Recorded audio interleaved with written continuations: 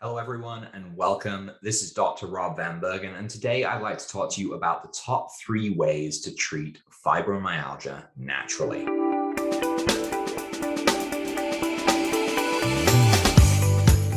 Now, for those of you who don't know, fibromyalgia is a condition that causes pain all over the body. It also causes sleep problems, fatigue, and it's often connected to emotional and mental distress, whether that is a trigger or it's sort of part of the process of all of the pain. So today, we need to look at the fact that treating fibromyalgia requires a holistic approach. And in this video, I want to break a few steps of this holistic approach down into manageable and useful chunks. So, number 3 of the top 3 is gentle exercise. Now, exercising with fibromyalgia can be difficult. And a lot of the time, the first response to this is, I can't do it. I don't want to do it. But you got to hear me out here because discomfort and pain will decrease as strength builds over time. In fact, there was a very big systemic review in 2007 that found that regular aerobic exercise, including basic things like walking, swimming, or cycling, is likely to reduce pain, improve lifestyle, and actually even facilitate better physical function in people with fibromyalgia.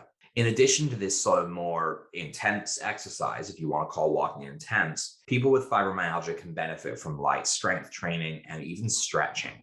And in fact, stretching is one of the places I recommend that you start. These activities, they can improve muscle strength, range of motion, and flexibility, as the same with aerobic exercise. It is essential to start slowly and gradually increase intensity and duration. In fact, if you are looking for some impactful yet low stress exercises, I highly recommend you check out our blog, 8 Exercises for People in Pain. I'm going to include a link in the video description below. The stretches we outline there, in particular the doorway stretch and the back twist, are great starting points for people with fibromyalgia. So next on the chopping block is stress reduction, ringing in at number 2. Now, studies have detected links between psychological distress and fibromyalgia. People who experience high levels of stress may be more likely to develop the symptoms associated with this condition, according to this research. And according to even the CDC, the link between anxiety or depression and fibromyalgia is especially strong for females, affecting twice as many women as men. Now, things like cognitive behavioral therapy may be something that you want to consider for your stress reduction regimen. This type of therapy can help stop the kind of ruminating thoughts about your pain. And even something as simple as writing down what you're stressed about, getting it out there, can really alleviate a lot of these concerns. Ways to reduce stress that will ease fibromyalgia pain can be yoga, stretching, grounding yourself with microcurrent, journaling, right? Even just a conversation with a loved one or joining a support group like our Pain Free for Life support group, and just sort of getting your story out there, being able to talk with people is a great way of managing your stress. I'll also throw in a note here that when a client tells me that they don't have stress or their stress isn't connected to their pain, I often feel like I have to reassure them. The pain is not in your head. That's not what we're saying here. But the mere existence of pain is going to put you into a stress state of fight or flight. Even if you don't feel what you've become accustomed to as stress, your body is still under stress, and you absolutely need to work that out if you want to be able to manage this and work towards resolving it. And third, you might have guessed it, but microcurrent takes the top spot. Microcurrent therapy has been incredibly helpful in helping our fibromyalgia patients find relief from symptoms like chronic aches and pains, uncomfortable inflammation, and low energy and mood. Microcurrent is already in our bodies. It's the system within us that allows our body, brain, and cells to communicate with each other.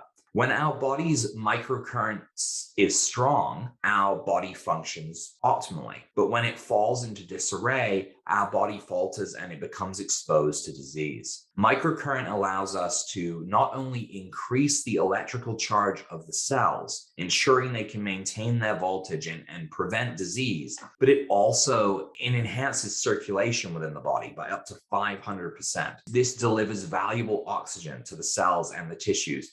And it can even be used to talk to the brain in its own language, sending it commands and asking it to shut down the pain response, trigger regeneration of certain tissues, and even activate muscle groups. When our microcurrent is optimized, our body is optimized. Now, whether it be through electrical muscle stimulation to help exercise muscles, transcranial stimulation, which is across the brain, to reduce stress using alpha ear clips, or vagus nerve stimulation for eliminating inflammation and stress, microcurrent has a role to play in treating fibromyalgia, and it easily claims that #1 spot. It can help with every facet of what is going on in your body, one way or the other, and it's going to make a big difference. So thank you so much for joining me today. If you'd like to see more, stay tuned. More videos are coming your way.